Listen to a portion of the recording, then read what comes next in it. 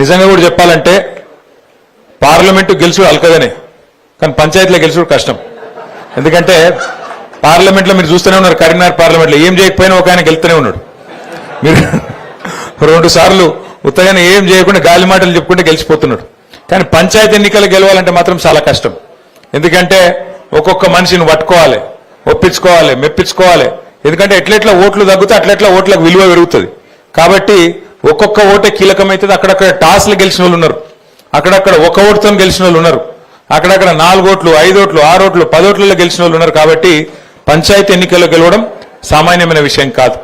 ఇంకోటి మీకు తెలుసు, అధికార పార్టీగా మనం ఉన్నప్పుడు, గతంలో 10 సంవత్సరాల అధికారంలో ఉన్నప్పుడు ఇక్కడ మన సిరిసిల్లలో కాంగ్రెస్ ఎన్ని సీట్లు గెలిచిందన్నాడు. ఇప్పుడే నేను అడుగుతున్న ఆగన్నను, మన రవీంద్రరావు గారిని, యాది కూడా లేదు ఎవరికి. ఎందుకంటే డబుల్ డిజిట్లో కూడా రాలేదు. 117 గ్రామ పంచాయతీలు ఉంటే కనీసం 10 సీట్లు కూడా గెలవలేవు వాళ్ళు ఆ రోజు. ఏది మనం అధికారంలో ఉన్నప్పుడు. ఇలా మనం అధికారంలో లేము, నిజానికి ప్రతిపక్షంలో ఉన్నాం. సరే ఉమ్మక్కకు డౌట్ వచ్చింది మనం అధికారంలో ఉన్నామా లేమా అని, కానీ నాకేం డౌట్ లేదక్క, మా వాళ్ళకు కూడా ఏం డౌట్ లేదు. ఇక్కడ అధికారులు, పోలీసు వాళ్ళు, కాంగ్రెస్ వాళ్ళు, వాళ్ళ దౌర్జన్యాలు, వాళ్ళ కిరాతకాలు గత 2 ఏళ్లుగా అనుభవిస్తున్న వాళ్ళందరికీ తెలుసు. మనం ప్రతిపక్షంలోనే ఉన్నాం. కానీ మీరు యాద్ చేసుకోండి ఒకసారి, ఇప్పుడు గత 20-25 రోజులు ఎలక్షన్లు అయినాయి. కనీసం నేను ఏదైనా గ్రామంలోకి వచ్చి మైక్ పట్టుకొని ఉపన్యాసం చెప్పినా, నేను తిరిగినా ఎక్కడైనా, పోనీ ఫోన్ చేసి ఫలానోళ్ళో కోటేయండి ఫలానోళ్ళో కోటేయద్దని చెప్పి నేను అప్పీల్ చేసినా. పక్కన కాంగ్రెస్ ఎమ్మెల్యే వేములవాడలేమో ఊరూరు తిరిగిండు మైక్ వేసుకొని, తిరిగిందా లేదా? ఇక్కడ కాంగ్రెస్ వాళ్ళు కూడా తిరిగిండు ఊరూరు. కానీ ఏం జరిగింది మరి? 117 గ్రామాలు ఉంటే సిరిసిల్లలో 80 గ్రామాల్లో మళ్ళీ గులాబీ జెండాను ఎగిరింది అంటే ఇది మీ గొప్పతనం, నాది కాదు. పార్టీ గొప్పతనం, పార్టీ నాయకత్వం గొప్పతనం, మీ గొప్పతనం. ఎందుకు అంటే ఇవాళ పార్టీ అంత బలంగా ఉంది కాబట్టి, క్షేత్రంలో అధికారంలో ఇంకొకరు ఉన్నా, కాంగ్రెస్ ఉన్నా, ఇక్కడ మాత్రం కేసీఆర్ గారి మీద ఉన్న ప్రేమ, కేసీఆర్ గారి మీద ఉన్న నమ్మకం, గులాబీ కండువా గులాబీ జెండా మీద ఉన్న ప్రేమతో 80 మందిని మనోళ్ళని గెలిపించినందుకు సిరిసిల్ల ప్రజలకు హృదయపూర్వకంగా నేను శిరస్సు వంచి వారికి ధన్యవాదాలు తెలియజేస్తున్నా. కాకపోతే మరి సర్పంచ్ ఎలక్షన్ లెక్క నేను అడుగుతూ లెక్క కూడా చెప్తాను. ఎందుకంటే కొన్ని అనుమాన పక్షులు ఉంటాయి, వాళ్ళకి చెప్పాలి. ఎల్లారెడ్డిపేటలో మనం 14 గెలిచినాం, కాంగ్రెస్ 9 గెలిచింది, బీజేపీ ఒక 3 గెలిచింది. అట్లాగే ముస్తాబాద్లో గంభీరావుపేటలో మనం 19 గెలిచినాం, బీజేపీ 3 గెలిచింది, కాంగ్రెస్ 1 కూడా గెలవలేదు. అట్లాగే మనకు ముస్తాబాద్లో మనం 16 గెలిచినాం, కాంగ్రెస్ 3 గెలిచింది, బీజేపీ ఒక 3. మీరు చూస్తే తర్వాత వీర్నపల్లిలో మనం 11, కాంగ్రెస్ 4, 1-2 ఇండిపెండెంట్. తంగళ్లపల్లిలో మనం 20. మొత్తం చూస్తే 80 సర్పంచులు మనం గెలుచుకున్నాం. అయితే ఇక్కడ మీ అందరితో నా ప్రార్థన ఒకటి, నిన్నటిదాకా సర్పంచ్ ఎలక్షన్లు జరిగినప్పుడు కొన్ని దగ్గరలో మనోళ్ళే కొట్లాడారు. అటు మనోళ్ళే ఇటు మనోళ్ళే, ఇంకా 2 కాదు, అక్కడకన్నైతే 3-4 కొట్లాడారు.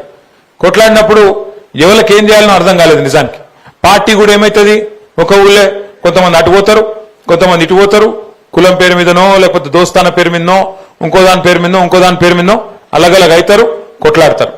కానీ ఇప్పుడు మన ఎండాకాలం వచ్చిందంటే మన దగ్గర క్రికెట్ మ్యాచ్లు పెట్టుకుంటాం, ఊళ్ళల్లో క్రికెట్ మ్యాచ్లు, వాలీబాల్ మ్యాచ్లు, కబడ్డీ మ్యాచ్లు పెట్టుకున్నప్పుడు ఏమవుతుంది, ఊళ్ళోనే 4 టీంలు అవుతాయి, కొట్లాడతాం, ఒకళ్ళే గెలుస్తారు, మిగతా 3 టీంలు ఉంటాయి. మరి అదే ఊరోళ్ళు వాళ్ళు కూడా.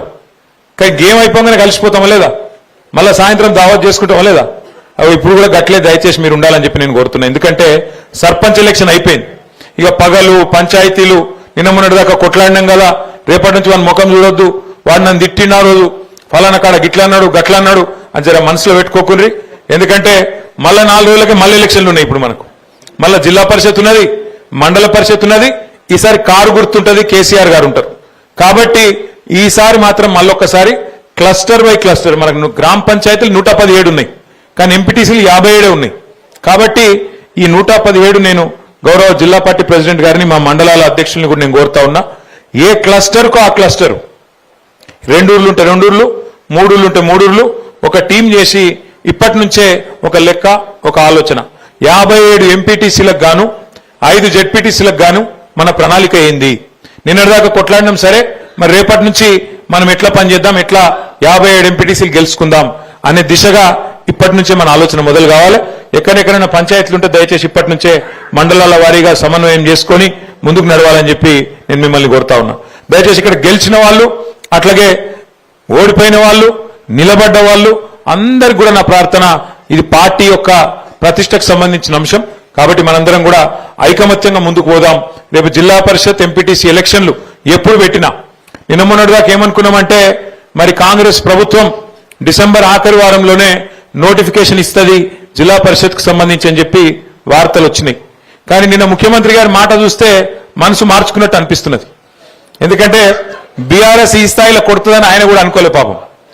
ఈ స్థాయిలో అపోజిషన్లు ఉంటే కూడా కేసీఆర్ గారు కాలు బయటకు పెట్టకుండానే, కేసీఆర్ గారు కనీసం నోరు విప్పకుండానే మరి 12,000 సర్పంచులుంటే 32-33% మొత్తం రాష్ట్రంలో బీఆర్ఎస్ కొట్టింది అంటే ఆ దెబ్బకు మరి ఆయన వెనుకకు పోయినట్టే కనబడతా ఉన్నది.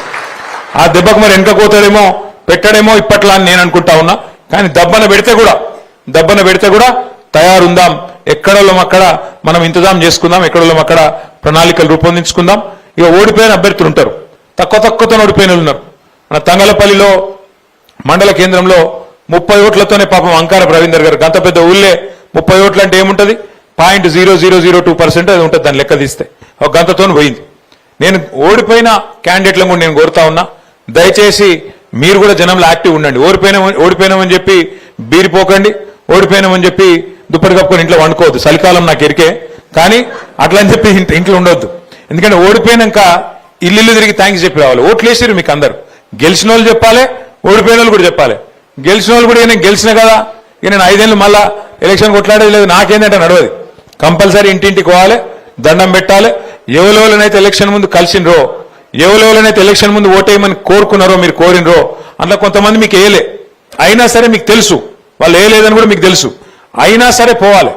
అయినా సరే పోయి ఒక రౌండ్ దండం పెట్టి వాళ్ళందరికీ కూడా ధన్యవాదాలు చెప్పి నేను మీకు అందుబాటులో ఉంటా, మీకు సేవ చేస్తా, ఏ అవసరం ఉన్నా నాకు చెప్పండి అని చెప్పి అటు గెలిచిన వాళ్ళు, ఇటు ఓడిపోయిన వాళ్ళు, మన వాళ్ళందరూ కూడా దయచేసి రాబోయే 2-3 రోజులు మరి ప్రజల్లోనే ఉండాలని చెప్పి మనస్ఫూర్తిగా నేను కోరుతున్నా. పోతారా లేదా? పోతామంటూ గట్టిగా సపోర్ట్లు కొట్టరు దయచేసి ఒక్కసారి. మరి సపోర్ట్లు కొట్టినట్టు కాదు, నిజంగా పోతారా లేదా నేను చూస్తా.